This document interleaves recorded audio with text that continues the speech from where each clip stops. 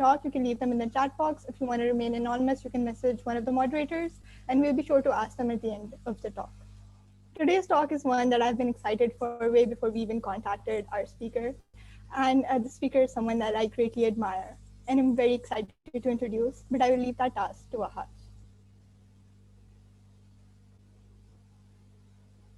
I was muted, sorry. So Dr. Nicole Yunger Halpern is a theoretical physics postdoctoral fellow at Harvard, and she has done her PhD in physics from Caltech. Her work focuses on using a new lens to view thermodynamics and information in the form of quantum steampunk, which is basically named after the steampunk genre of art and literature. And it is a huge honor to have her here. We're really excited about the talk. So without further ado, I'll hand it over to Dr. Yunger Halpern and the topic, and she will take it from here. Thank you, Dr. Yunger Halpern, for being here. Thanks very much for the invitation and the very warm welcome. When I received the invitation, I could tell that this was unlike anything I had encountered before, and that there's quite a lot of energy and enthusiasm in the group here. So I'm very glad to be able to join you today.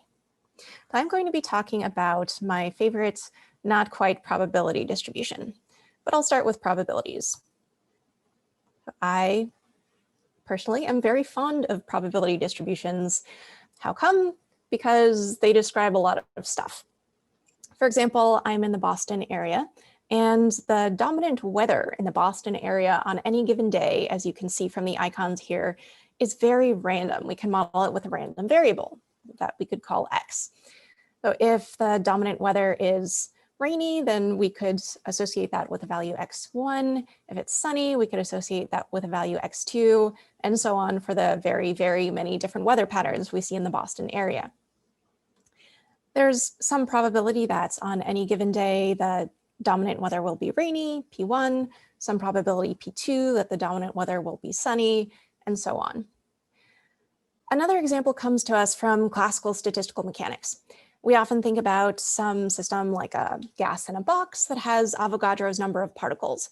There are so many particles that we can't track all of their positions and their momenta. So we can't know which microstate the system occupies. But we can associate a probability density with each microstate. So this is the probability density associated with particle 1s being in location X11, particle 2s being in location X12, and so on, and the same for the momenta. So this is the probability density associated with microstate 1. We can also have a probability density associated with microstate 2, and so on for the other microstates. We associate each of those arguments with one axis in phase space. So this is the set of possible positions of particle 1. This is the set of possible momenta of particle 1. I've drawn only 3 axes because, of course, we can see only 3 of the axes, but there are many, many more in classical statistical mechanics. And this probability density is some blob in the phase space. So in summary, we can represent the state of a classical statistical mechanical system with a probability distribution, which could lead us to ask, can we represent a quantum state with a probability distribution? By quantum state, I mean a trace 1 positive semi-definite linear operator. I'm not sure how much quantum mechanics everyone in this group has seen, but the trace 1 just ensures that if we perform any measurement on the state, we'll get some outcome. The positive semi-definite basically means that you can think of this, this quantum state, this density operator, as a matrix expressed relative to our favorite basis. And if we measure that basis, then we'll receive some outcome, and the elements along the diagonal of the matrix give us the probabilities, the possible outcomes. By represent a quantum state, I mean write down some function that is going to represent some quantum state rho. That's a function of some arguments analogous to the positions and the momenta of the particles in our classical statistical mechanical system that we can use to calculate probabilities and expectation values, the ordinary things that we calculate in quantum theory. So can we represent a quantum state with just one probability distribution? The answer is not quite, but almost. To see why, we need to review the axioms of probability theory. So consider some probability distribution. I'm going to focus on discrete distributions for basically the rest of the time for simplicity and also for relevance to the problems of interest. According to the axioms, each of these probabilities is some real number. It lies at or below 0. And the probabilities in a distribution are normalized to 1. Also, these compose in certain ways. So if we want to know the probability that our random variable has one of the values in this set, then we add up the probabilities of the individual possible values. We can relax different axioms and make other parameterization choices to get different quasi-probability representations of a quantum state. We can represent one of these with p tilde, that again depends on our state and has some arguments. All quasi-probabilities have the property that if you marginalize over all of these arguments except for one of them, then you get an actual probability. So here we have our quasi-probability, we marginalize over all of the arguments except for the jth arguments, and we get an actual probability. So the probability that if you prepare the state row, then make some measurements, your outcome will be x sub j. Quasi-probabilities are very widely used in quantum optics, but they've also played an important role in foundations, the foundations of quantum theory, quantum computation, and recently quantum thermodynamics. A number of quasi-probability distributions, as I mentioned, exist. Some of you might have come across the Glauber-Sudarshan distribution or the 𝐲𝐭 function. Arguably the most famous quasi-probability distribution is the Wigner function. So it also famously can go negative, violating the non-negativity axiom. For example, here's a depiction of the Wigner function of a superposition of coherent states of an electromagnetic field. So this blue region is where the Wigner function goes negative. The Wigner function is useful if we have continuous systems, but it creates a lot of ambiguities and problems if we talk about discrete systems, especially qubits or sets of qubits. Now, this Wigner function has a little sibling quasi-probability distribution whom almost nobody has ever heard of unless you've talked to me, because I talk about it quite a lot. This is my all-time favorite quasi-probability distribution, the Kirkwood-Dirac distribution. So Kirkwood discovered this in 1933. Dirac discovered it independently in 1945, and then quantum mechanics basically forgot about it for decades.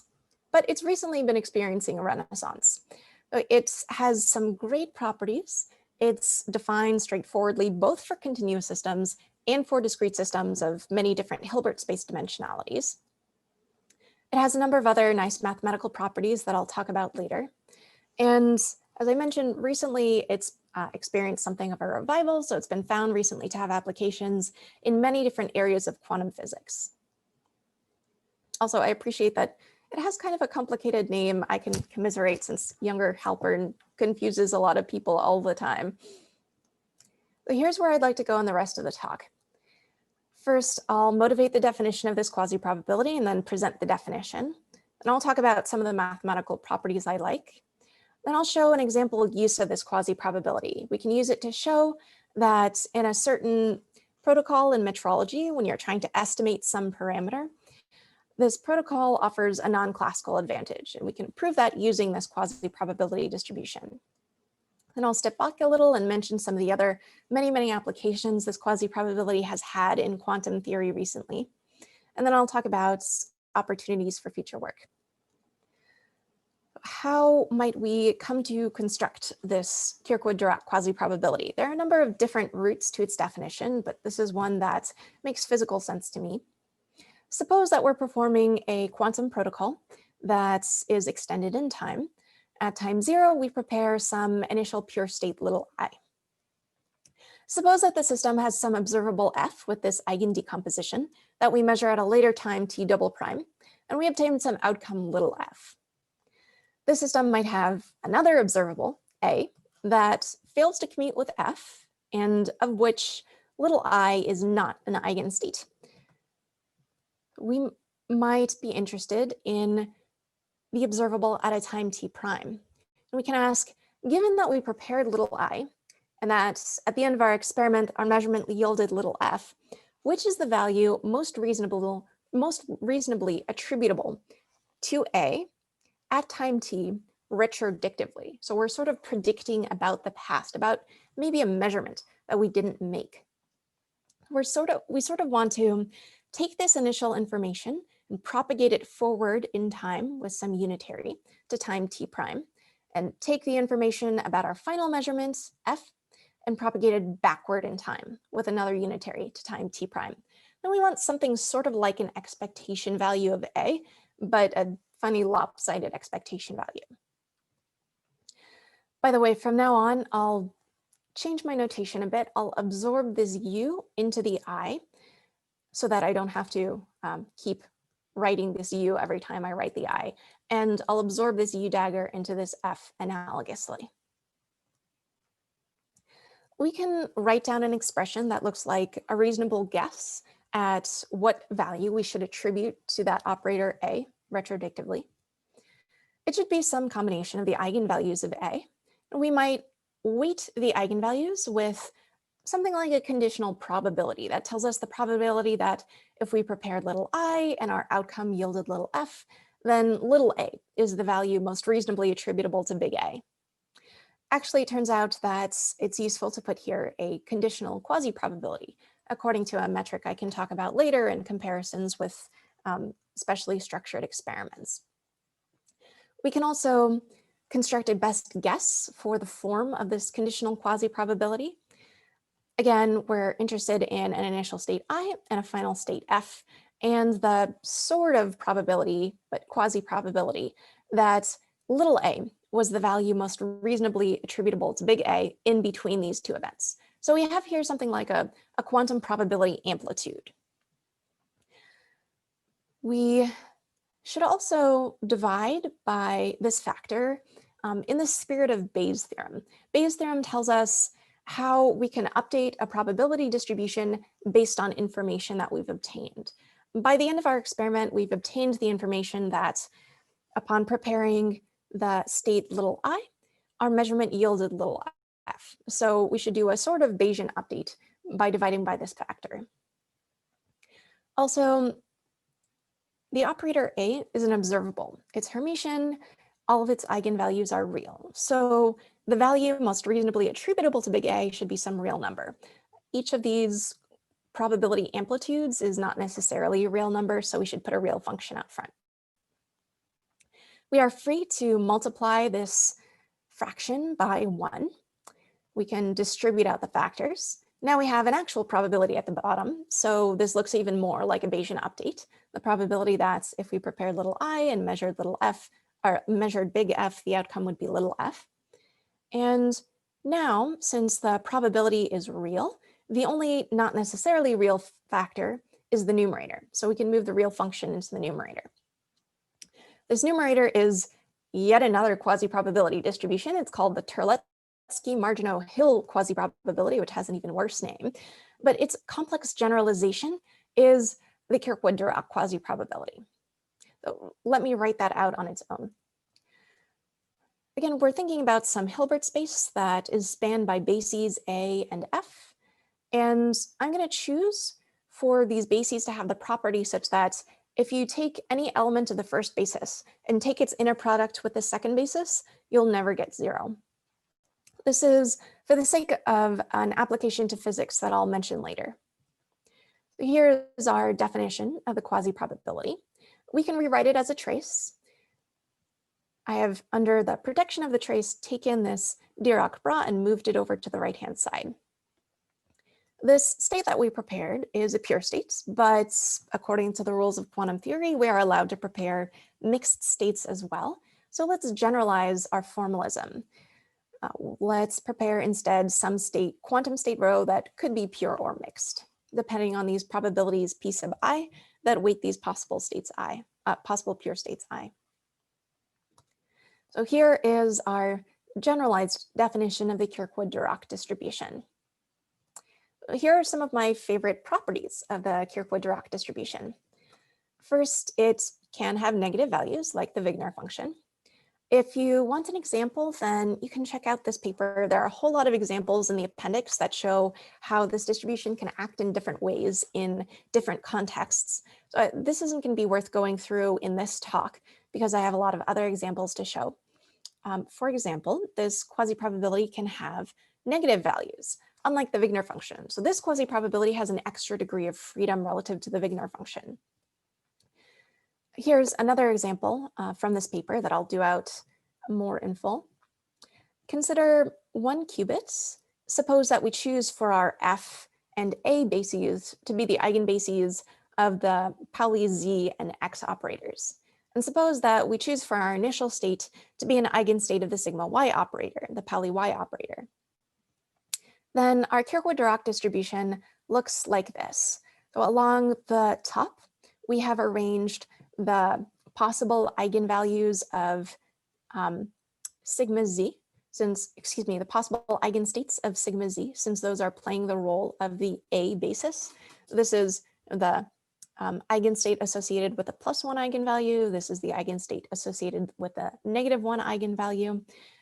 Along the left-hand side, we have the eigenstates of sigma X, the plus and minus states, and these are the values of the quasi-probability distribution. As you can see, every one of those is non-real.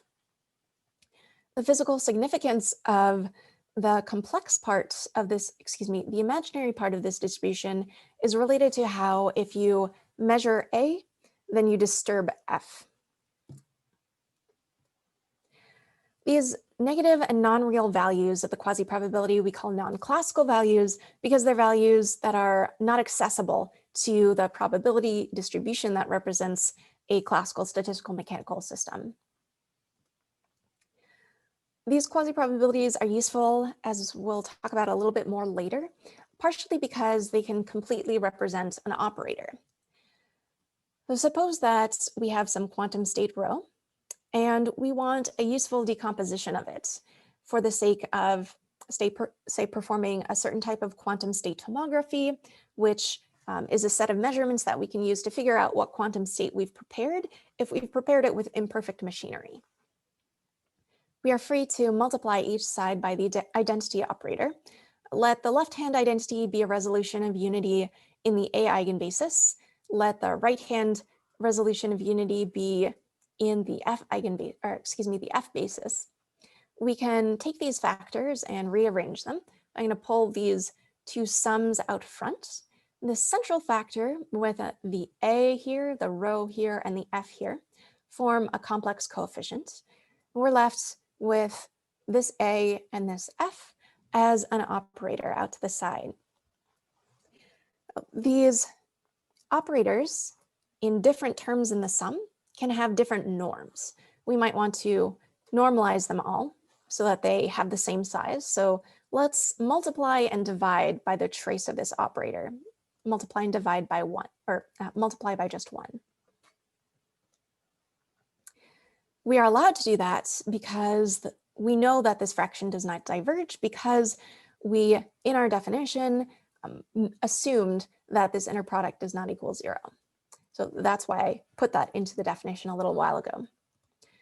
Let's distribute these factors. So we have now a normalized operator and our Kirkwood-Dirac quasi-probability. So the Kirkwood-Dirac quasi-probability distribution consists of coefficients in an operator expansion of a state. And these coefficients are measurable, as I'll talk about a bit later. It looks like there are a couple of questions in the questions or comments in the chat. Would it be more useful for me to look at them now or save all of the questions till the end? It's completely up to you. However, I think if it's a quick question, you can answer it right now. But if it's going to take time, I think let's just do it at the end. Okay, I'll take a look.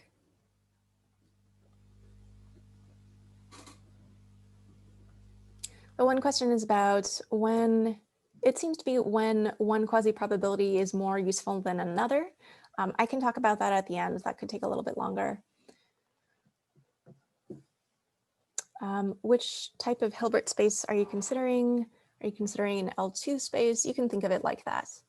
The Hilbert space might depend on which type of quantum system we're interested in. Are we interested in qubits or qubits? So quantum 2-level systems, quantum 3-level systems, or an atom. And you can imagine as an example throughout this talk, a qubit system, although the results are more general. As we saw, the quasi-probability updates in the manner of Bayes' theorem, which appeals to some of us who have an affection for information theory. And this quasi-probability can be measured in experiments with weak measurements which don't disturb the quantum system very much. And this, together with that earlier property about the quasi-probabilities forming coefficients in an operator expansion, enables us to have a new way of measuring effectively a quantum state, performing quantum state tomography.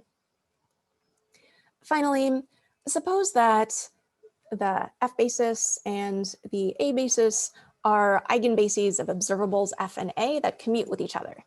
Suppose that we choose for the A basis and the F basis in our definition to be the eigenbasis shared by these commuting observables. Then the quasi-probability becomes a probability, a classical probability. So this is our general definition of the quasi-probability. If we set the A basis equal to the F basis, then we end up with a delta function here. And this is just a probability, the probability that if we prepare rho, then measure big A, the outcome will be little a. So how can we use this quasi-probability to our advantage, for example, in quantum metrology? First of all, what is quantum metrology? What do we do in this field? Here's one example setup. Suppose that we've built, or we are building a quantum computer. So we construct some apparatus that implements a quantum logic gate that depends on some parameter. We want for this parameter to have a particular value. I'll call it 0 for convenience, but we are imperfect engineers. So we didn't construct our apparatus completely perfectly. So we need to measure what value theta actually has. We know that theta is close to 0 at least. Furthermore, suppose that the unitary is generated by some Hermitian operator A. We need to estimate the value of theta. How do we do that? We prepare some quantum states, we send it into our apparatus, the transformation imprints theta onto our state. Then we perform some measurement. The measurement yields some outcome little b, drawn according to some probability distribution that depends on theta. And from our outcomes, we can infer information about the value of theta. So how do we quantify the information that we learn about theta? Using a metric called the Fisher information, denoted by I of theta. It's, loosely speaking, the average amount of information we learn about theta per trial. Here's how I think about the Fisher information. This might not be the best way to think about it, but it's the way that the definition makes sense to me. So we're going to build up the definition through this kind of reasoning. Suppose that we've performed our measurements and obtained the outcome little b. So how many bits of information do we gain? Anytime we perform some measurement, we gain information because we're a bit surprised by the outcome. We don't know exactly which outcome we'll obtain. And how surprised we are is a measurement of how many bits of information we get. That amount of surprise is called the surprisal, surprisingly. And the surprisal is defined as the negative of the log of the probability that this outcome would obtain. For example, suppose that the measurement was deterministic. Then we could have predicted exactly which outcome would obtain because this probability would equal 1. So we didn't learn any information. We weren't surprised at all. We should obtain 0 bits of information. And indeed, if you plug this 1 into this log, then you get 0. How sensitive is this surprisal to changes in theta? This will help us determine how accurately or how well we can estimate theta from our outcome B. Because suppose that this surprisal is extremely sensitive to theta. Then if we get one surprisal rather than another, then we'll be pretty sure that theta has this value rather than that value. So we're interested in the derivative, the change of the surprisal as theta changes. But we're not just interested in the surprisal for one particular value of the possible outcome. We are going to perform a whole bunch of trials, and we want to know how much the surprisal changes on average. So let's average over the possible values B. Unfortunately, this quantity equals 0, as you can calculate, but we can get a metric of basically the same thing by just squaring this item in brackets. So this is the definition of the Fisher information: the average of the square of the change in the surprisal with theta. There's another quantity, one step beyond the Fisher information, that we're going to focus on. When we obtain the outcome little b, we obtain the outcome from a measurement, some measurement. I haven't specified any measurement. We can choose to perform the best possible measurement. So what measurement gives us the greatest possible Fisher information? That's the measurement we're going to focus on.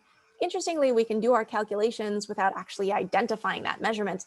Although, of course, if we wanted to put this theory into practice, then we would have to identify the best possible measurement for the experimentalist to perform. Measurements in quantum theory are represented with positive operator valued measures. A positive operator valued measure is a set of operators labeled by the possible outcomes. Each operator is positive, and the operators are normalized in this way. This ensures that the probabilities of the possible outcomes are normalized to 1.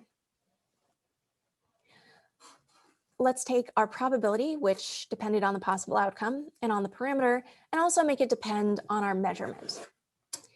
So this is the Fisher information with that new expression for the probability, and let's maximize it over all the possible measurements.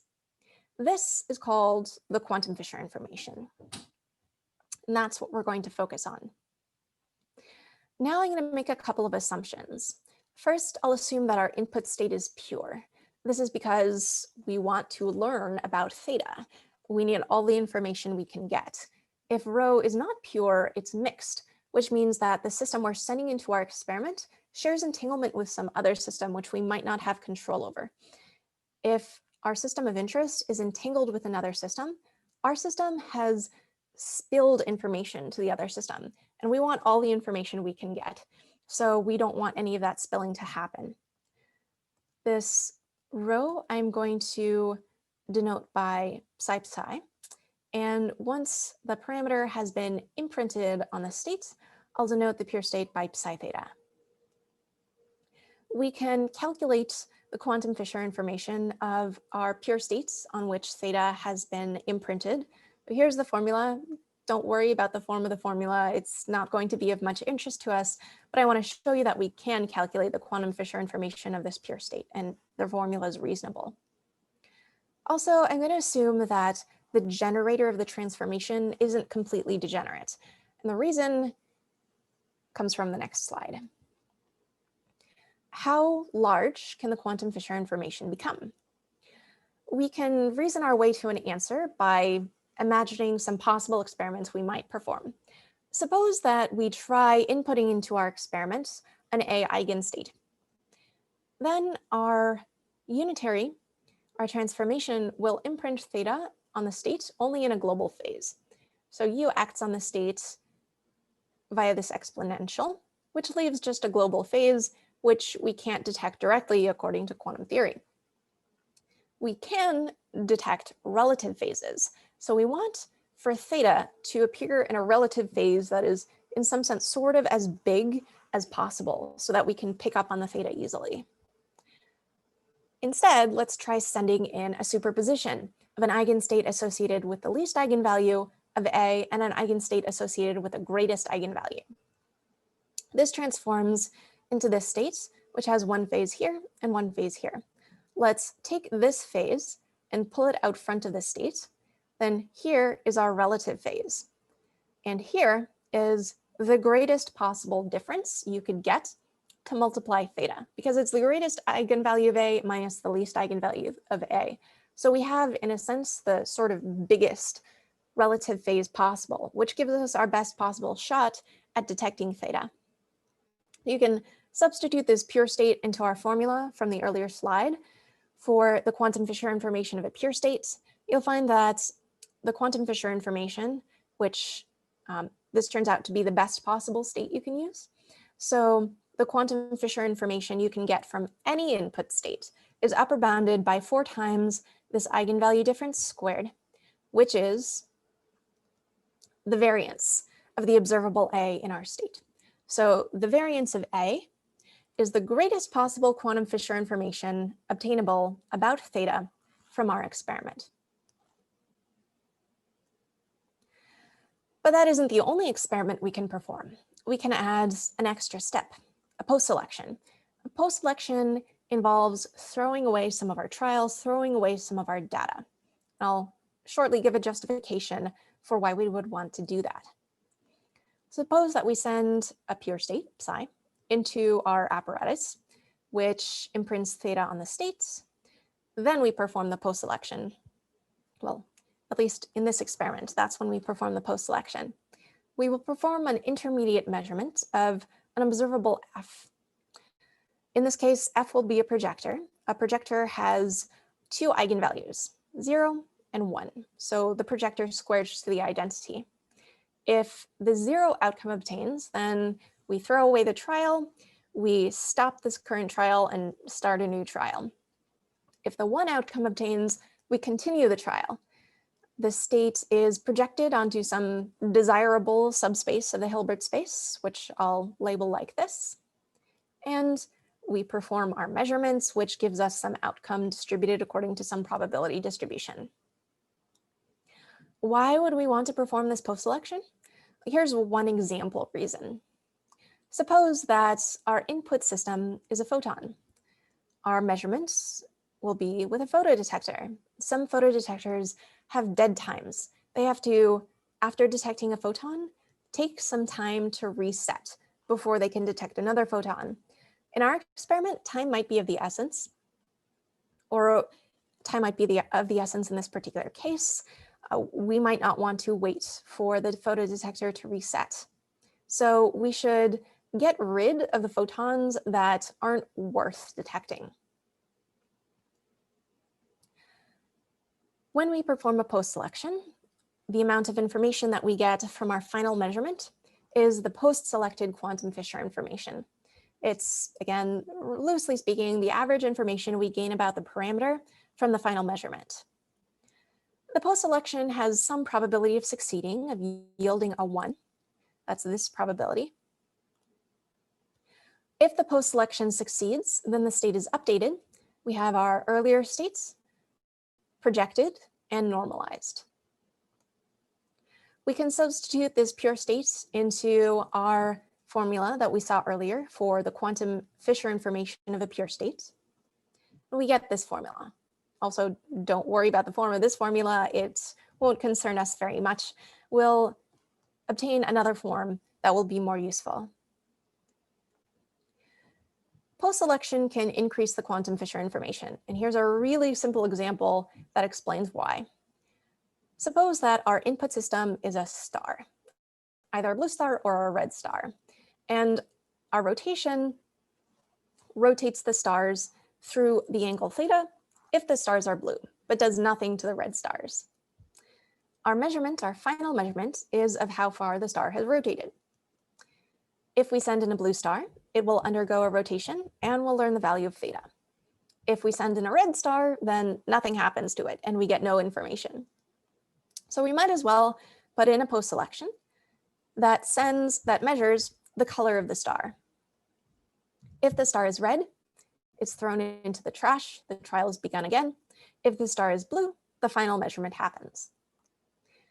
In this case, the post-selected quantum Fisher information exceeds the quantum Fisher information obtained in the absence of post-selection, because if we post-select, we only perform measurements that yield information about theta.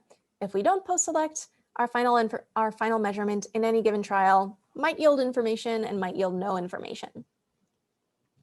Now, this post-selection commutes with a non-commutation. We might as well have just performed a pre-selection, weeding out the red stars initially.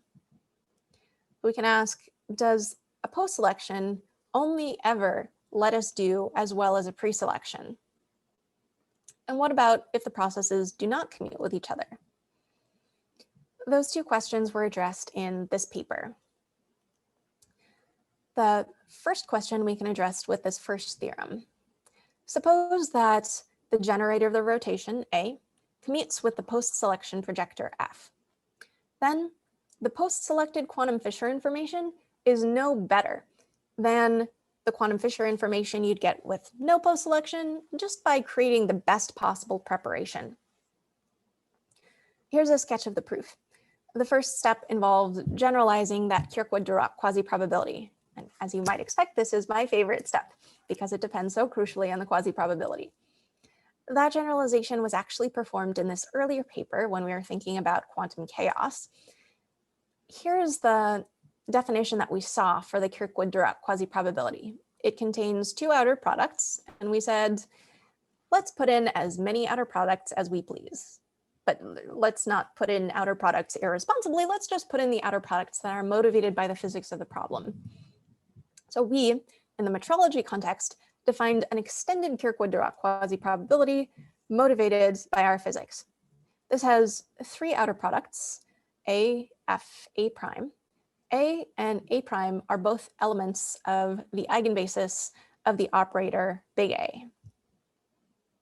I've written these states as though the operators weren't degenerate, but if A has degeneracies, then you would replace this notation with a ket labeled by the eigenvalue and a set of degeneracy parameters. I'm not doing that for the sake of simple notation. You might notice that this ordering of the arguments on the left-hand side of the equation looks kind of odd. Feel free to ask me about that during the question and answer session. It's actually motivated by some kind of cool physics, but it's a bit of a tangent here. Now we express the post-selected quantum Fisher information in terms of this quasi-probability that we've defined.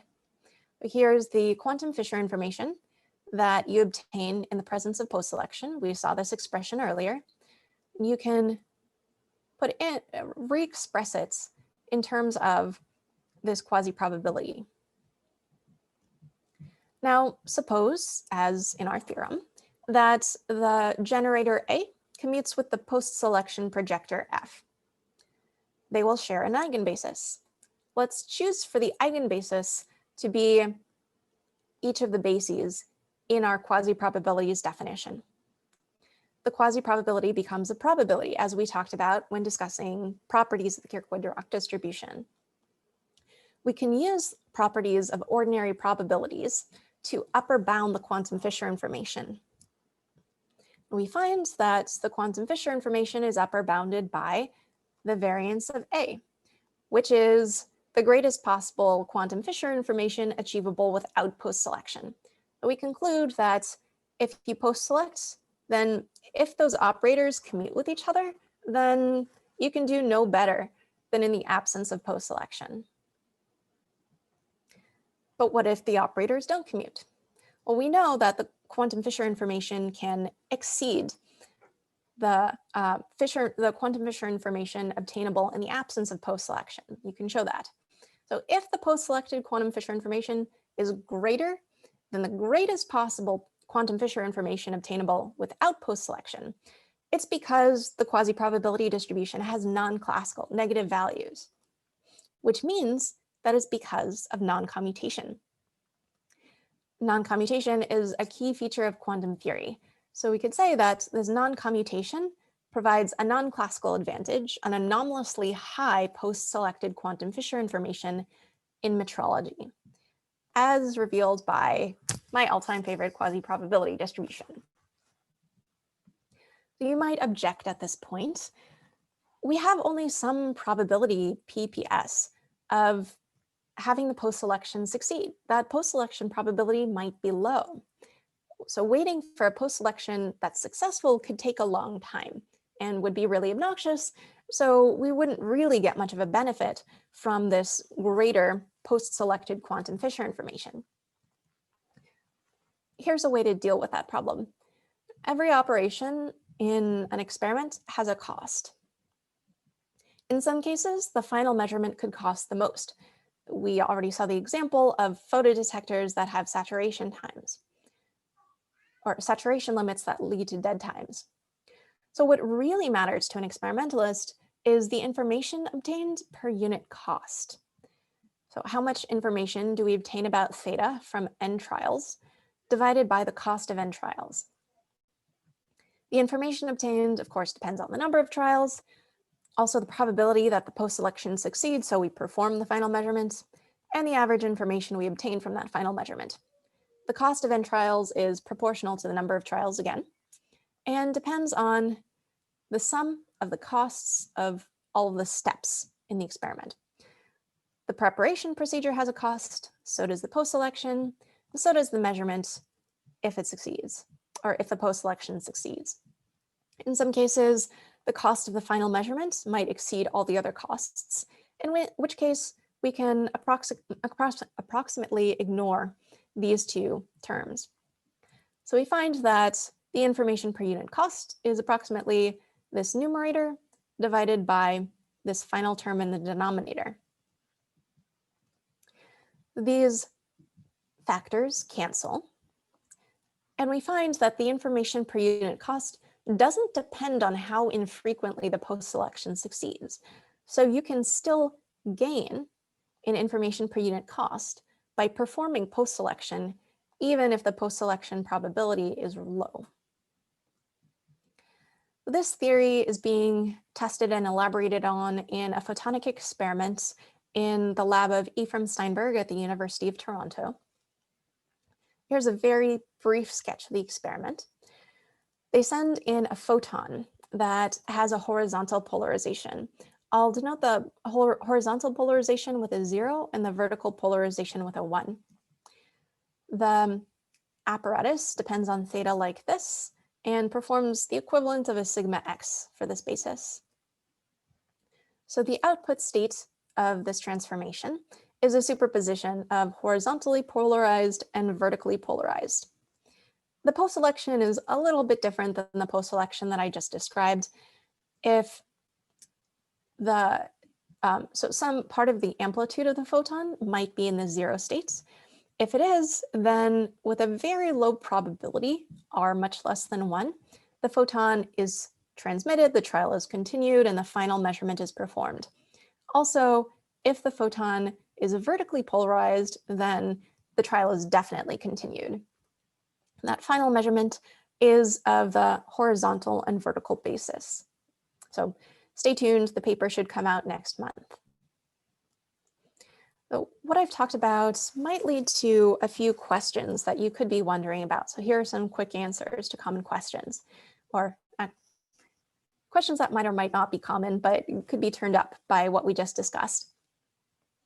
We saw that if post-selection gets you an anomalously high quantum Fisher information, that's because the Kirkwood-Dirac extended quasi-probability has some negativity. You might ask about the converse. If the quasi-probability has negativity, then do you necessarily get an advantage in metrology?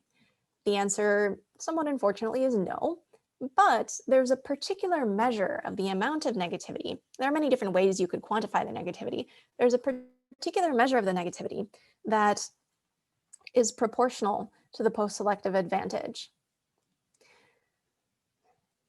You might also wonder, this quasi-probability we know is non-classical only if the observable A and the observable F and the quantum state rho fail to commute with each other. But what about the converse? If these operators fail to commute, then is the quasi-probability distribution necessarily non-classical? The prevailing belief in the community until recently was yes, but we proved otherwise. Furthermore, suppose that you have some quantum system associated with some Hilbert space, you've chosen your bases, rather, you've chosen just your quantum system and its Hilbert space, then if you write down a Kirkwood-Dirac quasi-probability, then it could have some amount of non-classicality. How much non-classicality can it have? We bounded that in this follow-up paper. So I've shown you one application of the Kirkwood-Dirac quasi-probability, really an extension thereof, to quantum metrology. There are more applications. And what's more, there are plenty of applications beyond metrology. The Kirkwood-Dirac quasi-probabilities, as I said earlier, have been enjoying a revival. They found applications across quantum physics. I mentioned a connection between the imaginary part of the distribution and the disturbance of a system by measurement. Most of my work on Kirkwood-Dirac quasi-probabilities has been in the context of quantum chaos and information scrambling, which is a type of many-body entanglement. I've mentioned that you can measure this quasi-probability using weak measurements. That's a way to infer the quasi-probability distribution, which is equivalent to the quantum state. So this quasi-probability has been used as a new way of performing quantum state tomography and figuring out what quantum state you have in front of you. This quasi-probability entered quantum thermodynamics recently, and it has many applications in the foundations of quantum theory. There's more to do. Anytime that you find some context that seems like it might be genuinely non-classical because of some sort of non-commutation, you could try to find some physically relevant quantity, like the quantum Fisher information, and decompose it in terms of a Kirkwood-Dirac type quasi-probability. Then suppose that all the operators commute with all the other operators, so the system is classical. The quasi-probability will reduce to a classical probability distribution. You could use the properties of probabilities to try to bound this quantity as we bounded the quantum Fisher information.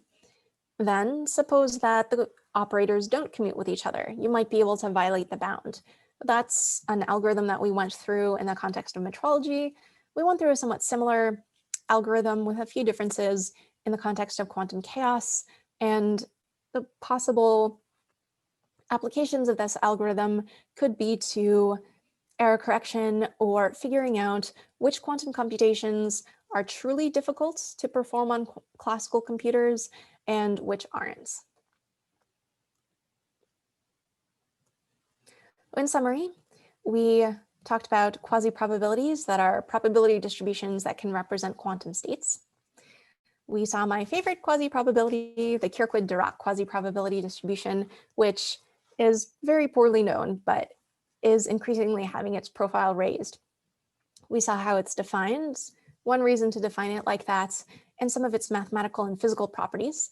We saw how it can be applied to metrology to prove that post-selection can enable a quantum experiment to have an anomalously high quantum Fisher information in the presence of non-commutation. We stepped back and saw very briefly a few of its applications, this distribution's applications across quantum physics, and saw that there is more to be done. Thanks for your attention.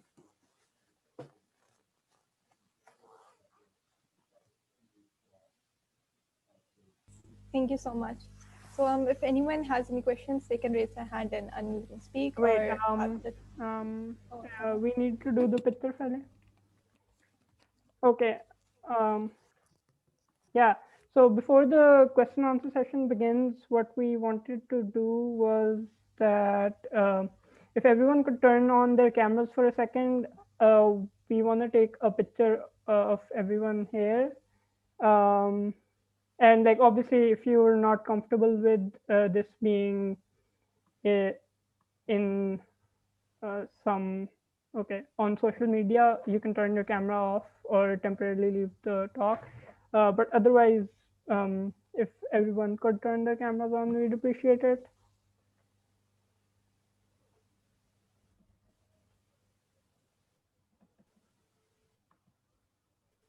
Okay, yeah, I think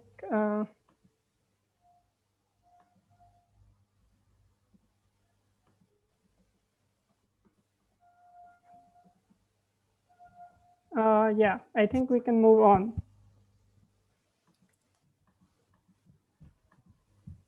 Okay, so if anyone has any questions, they can ask now. They can either type it in the chat, raise their hands and ask out loud, or they can PM it to one of the moderators. Okay, probably I would start with the question.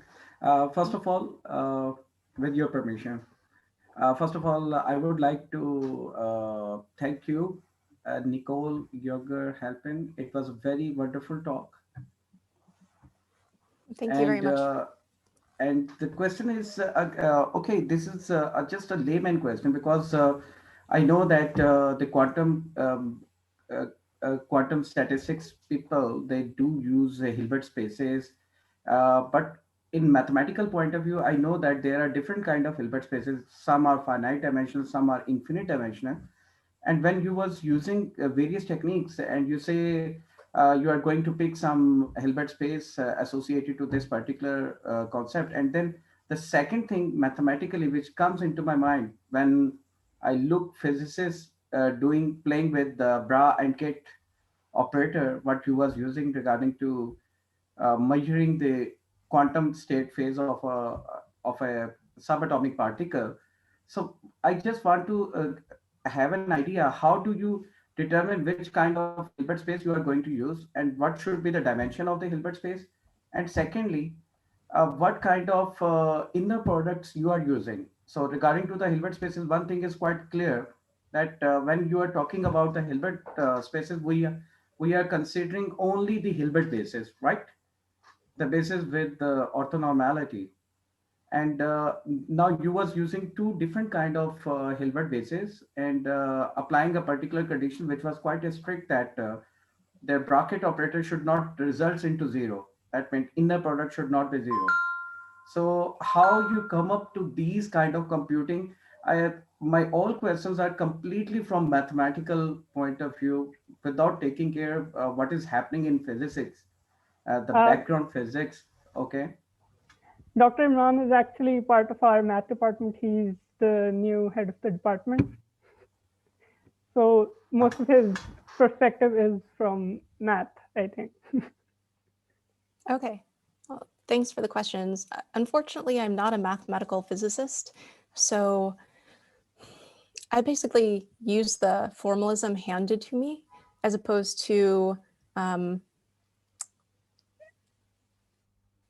working at the foundations of quantum theory on the justification of the use of this formalism. So unfortunately, I can't give very satisfactory answers to most of the questions. As for how you choose a Hilbert space to associate with a particular physical system, that seems to me like partially a physics task, as in, you have some system and you identify the relevant degree of freedom. Then the, roughly speaking, size of the degree of freedom will direct you to a Hilbert space dimensionality. There is something of a split between quantum physicists or quantum physics projects that involve continuous spaces and ones that involve discrete spaces. I work most with the discrete spaces.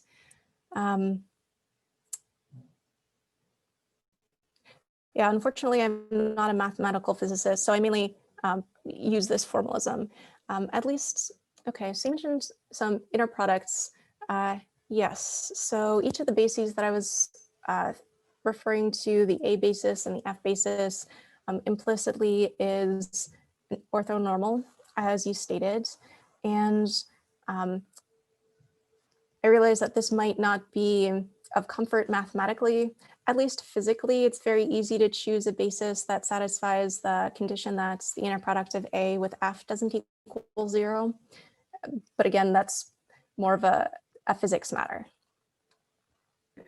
Thank you very much for trying to explain. Definitely, you explained everything, and I do understand because you are from statistics background. So basically, they are standard probability measures which are being used by physicists and meteorologists, and you are just taking further analysis on it. In fact, in my questions, I was mentioning that, for example, I have a set of data. I need to process it in order to fetch out some particular information. And I define a particular probability distribution technique. One of the probability distribution you define in the first phase, then second, then quasi one. So how statistics people decide whether this probability is giving a better answer? Because ultimately this everything contributes into the qualitative measure of finding the better approximation. You understand my point? So Yeah, which how we determine that this kind of data, okay, from a layman point of view, I have one set of data, then I have another set of data. So how do I get the feeling that I should apply this probability on this particular data, probability distribution function on this data and on this data? So what is the decider? How you people pick? Okay, I could rephrase my understanding of the question in terms of how a physicist might see it. We can approach many different problems, and in any given problem, why would we choose to use a probability distribution or this quasi-probability or that quasi-probability or that quasi-probability? It does depend on context. Some tools just turn out to be more useful in some contexts. For example, in the metrology example, we found that we were able to decompose the quantum Fisher information in terms of the Kirkwood-Dirac quasi-probability because it has the right structure. It could be possible to decompose it in terms of another quasi-probability, but I'm not aware of how. In some contexts, the motivation comes from what we can measure or what we can measure easily. For instance, sometimes, as I mentioned, there will be an apparatus that prepares some quantum states. We think we know, or at least we know what quantum state we want for it to have prepared, but the apparatus isn't perfect. So we need to perform measurements to find out what the quantum state actually was. And some labs can perform some measurements better, some can perform other measurements better. And if you can easily perform a weak measurement that doesn't disturb the system much, and then a strong measurement of a different basis, then that can make using the Kirkwood-Dirac distribution very natural. And then if you want later, then you could take this distribution and transform it into some other representation if another part of your problem makes that distribution more useful.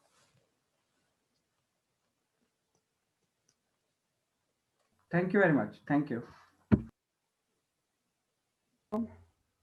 Okay, so we had a question in the chat, which was basically, okay, so it was about the applications of your work to quantum thermodynamics. Like, if you could expand on that. Sure. Just a minute. I should put up another slide.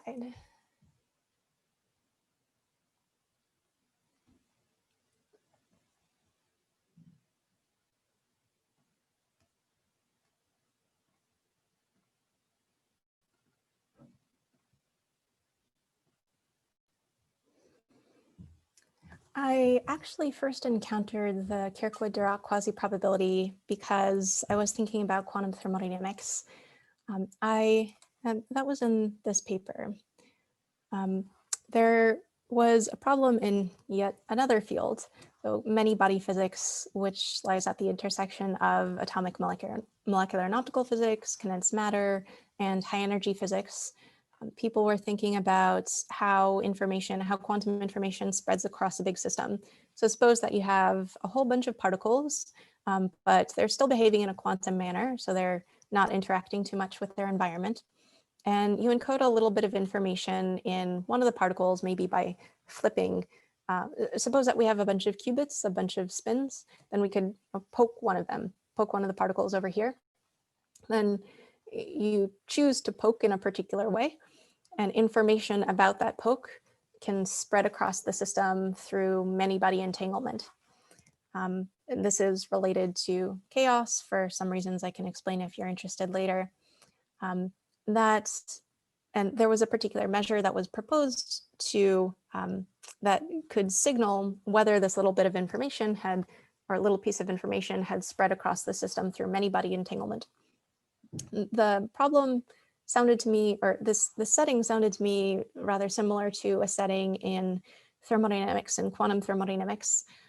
There's a subfield of thermodynamics and quantum thermodynamics called fluctuation relations that also is related to the spread of information and the dissipation of information, how it spreads in time. So I was determined to derive a fluctuation relation in this thermodynamic field for this quantum chaos measure. So I just did what I have to in order to prove an equation that had this measure of chaos in it, but also looked like a fluctuation relation.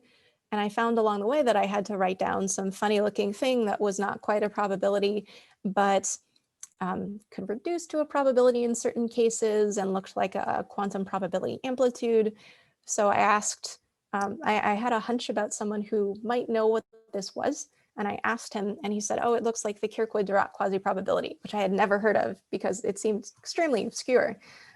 But it turned out that I had accidentally defined an extension of the Kirkwood-Dirac quasi-probability that was well suited to quantum chaos and the thermodynamic flow of time. So we studied that quasi-probability more in this paper and used it in a whole bunch of ways in these other papers. So that really came out of quantum thermodynamics. And I ended up working on metrology just accidentally. I was presenting about this union of quantum chaos and thermodynamics to one group, and a metrologist was in the audience and he said, oh, that quasi-probability looks like just what I need in post-selected metrology. So I started working with him, and that's how the projects that I talked about today came into being.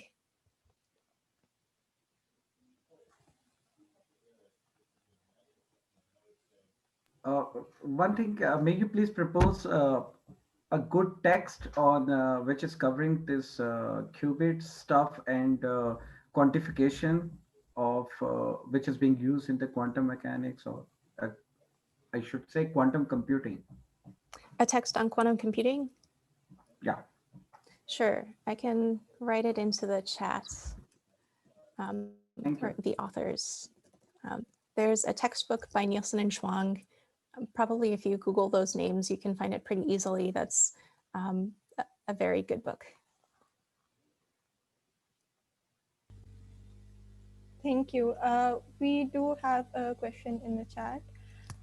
So this is from one of our physicists, actually.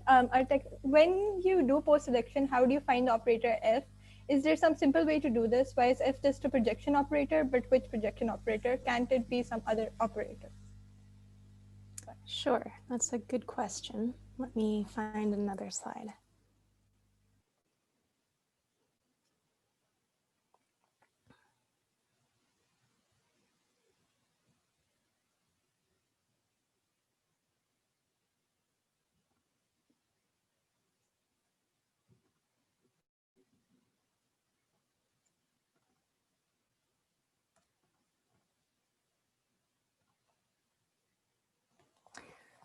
Right.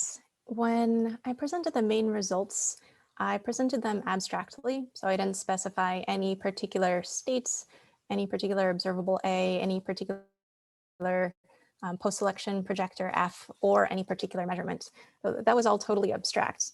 But if you want to perform an experiment, then you do have to find good choices of some of these quantities. You might be just stuck with your A generator, but you'll need to choose your input state, your final measurements, and your post-selection. So all of those will depend on the context. For instance, how large a system do you have? In this case, it was a photon. If you have in this photon, the degree of freedom that we were using in this experiment was the polarization. The polarization is a 2-level degree of freedom. It's essentially a qubit. And that led to our choice of projection operator, our choice of post-selection operator, which I'll talk about shortly. But if we had put in a different system, which was a quantum 3-level system or a qutrit, then we could have used a different sort of post-selection. So the post-selection here was chosen so that this actually is not quite a projector. It would be a projector if R were 0. But it's not quite a projector. And again, the reason is bound up in how we have just a 2-level system coming into the experiment.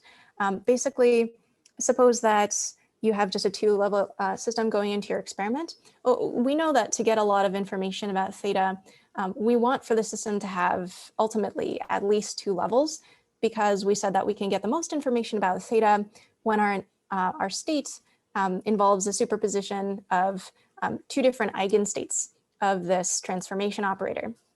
So when we perform our final measurement, the system should still have two levels. But if we perform a post-selection, then we're eliminating part of Hilbert space.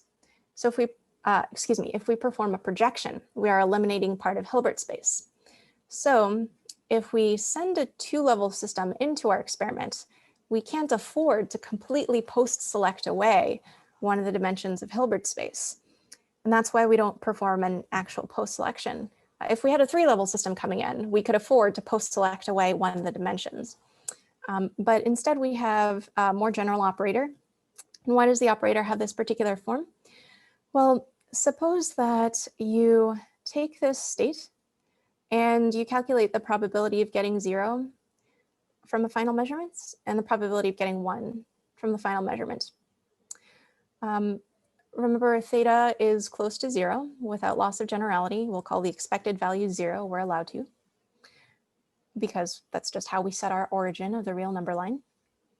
This, we can Taylor expand about theta equals 0. And this coefficient will practically not depend on 0 or practically not depend on theta at all. It'll depend on theta just at second order. It's this 1 that really depends on theta linearly. But since theta is small, the coefficient of this part of the state is small. So we have a very small probability of getting the 1 outcome, which can tell us anything about theta. So we want to amplify this part of the state. So we amplify that part of the states by giving a 1 a much greater probability of being transmitted than 0. But we don't want to totally eliminate the 0 part of the state, because if we did, then we would just be left with a 1 state, which depends not at all on theta. So that's how we constructed the post-selection operator in this case.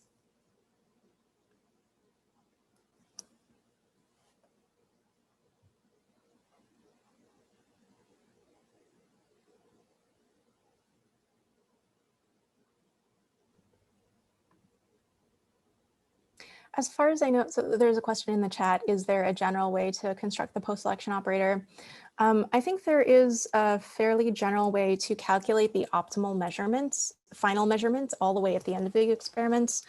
I'm not familiar with a general way of calculating the optimal projector off the top of my head, or post-selection operator off the top of my head. One could exist and I could just be unaware of it. At least in our experience, we've been creating different post-selection operators for different contexts.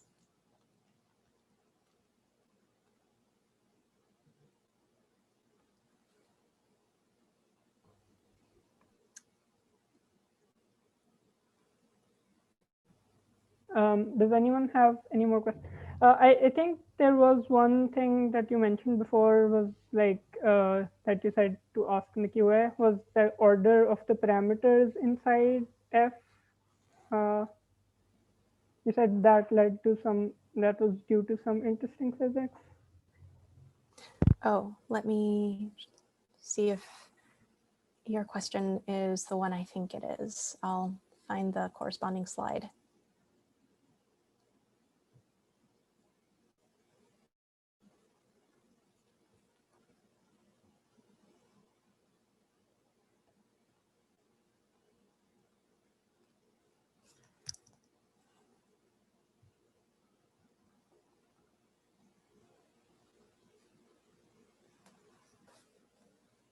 Are you asking about this? Yeah, yes, about this. Yes. Yeah. So why do we have rho and little a prime here, whereas we have little a and f here? Okay, it's related to the motivation for the definition of the ordinary Kirkwood-Dirac distribution that we saw earlier, and also to the way that you would measure the Kirkwood-Dirac quasi-probability. We would measure Kirkwood-Dirac quasi-probability by starting at the right-hand side of this argument, stepping leftward, and associating each operator with a type of experimental step. So we should, in an experiment, prepare a state rho, weakly measure the observable A, weakly measure the observable F, and weakly measure, or excuse me, we can perform a strong measurement of this. I can give a lot more details, but it would probably take a little while. So just suffice it to say for now that that is a way of measuring the Kirkwood-Dirac quasi-probability. So you would perform that algorithm that I described in a large number of trials. You would take all your outcome statistics and process them in a particular way. And from the statistics, you could infer the Kirkwood-Dirac quasi-probability. That is related to the motivation for the definition of the Kirkwood-Dirac quasi-probability that we saw closer to the beginning of the talk. We said, consider a quantum protocol in which you prepare rho, or in that case, we were talking about a state little I, and you eventually perform a strong measurement, although I didn't say strong at the time, a non-weak measurement of an observable F, and you want to retrodict about an observable A and what value is most reasonably attributable to that observable A at an in-between time. We can break down this extended quasi-probability similarly. Now, suppose that you prepare a state rho and you, some while later, measure the observable big A according to an ordinary measurement, not a weak measurement. That's our new protocol. Now, suppose that given that we prepared the state rho and that we obtained the outcome little a from our little a prime from our final measurement, what is the value most reasonably attributable to sort of a composite observable that is formed from A and F? What is the probability, or what is the value most reasonably attributable that depends on the eigenvalues of A and F? And we can ask, what is the probability, or what is the quasi-probability that, given that we prepared rho and we obtained our outcome little a prime, the value attributable at the intermediate time to that sort of composite observable formed from A and F is given by eigenvalue little a and eigenvalue little f. So that's why we have this notation here in which the rho and the a prime are given, because those correspond to reasonable, sensible initial and final steps in our protocol. And we're wondering about the A and F, these values attributable to the system at an intermediate time. In the protocol for measuring a quasi-probability, I mentioned that you start off by preparing some state rho, and you end up performing a non-weak measurement of A and getting this outcome. And the two intermediate measurements are weak measurements. You can use a weak measurements to check that our prediction for the value most reasonably attributable to this observable in the intermediate time really is the most reasonable value attributable. Because the weak measurements get a little bit of information about the composite observable in between without really disturbing the system very much. So that's how we can check that this quasi-probability does let us come up with a prediction for the most reasonable value attributable to that observable at their intermediate time. I can give a reference. Yeah, the reference that explains this in full is here. There's a theory section to the paper that's a more technical section, and the full explanation is in there. Okay, thank you. Okay, do we have any more questions?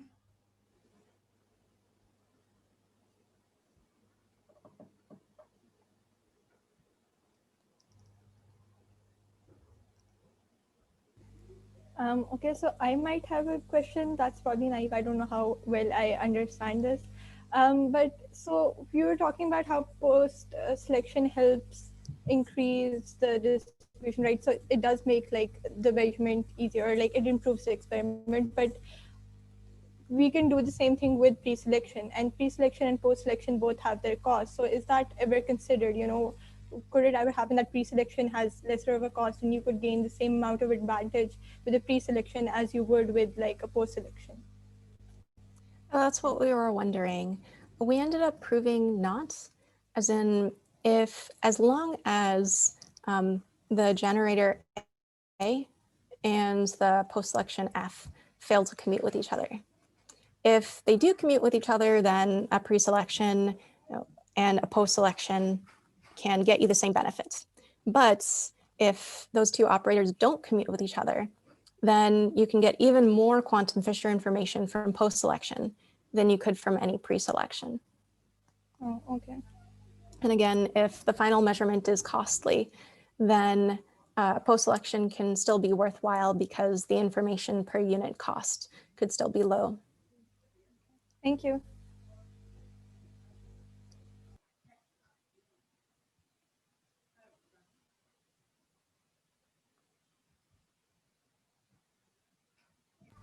Do we have any more questions?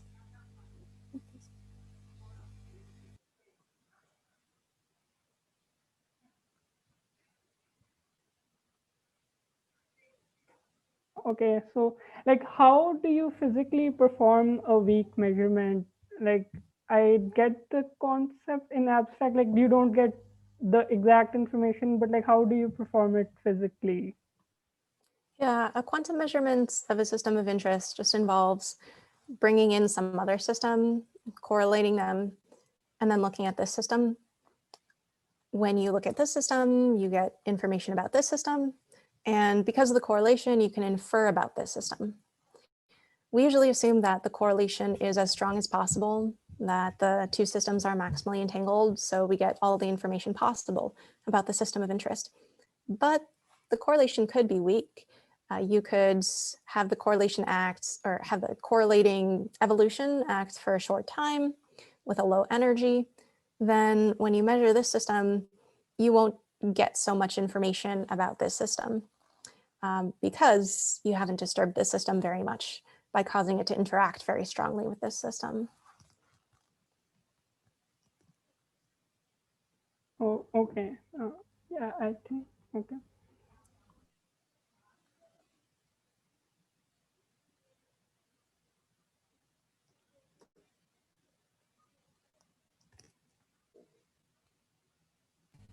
Are there any other questions that anybody would like to ask?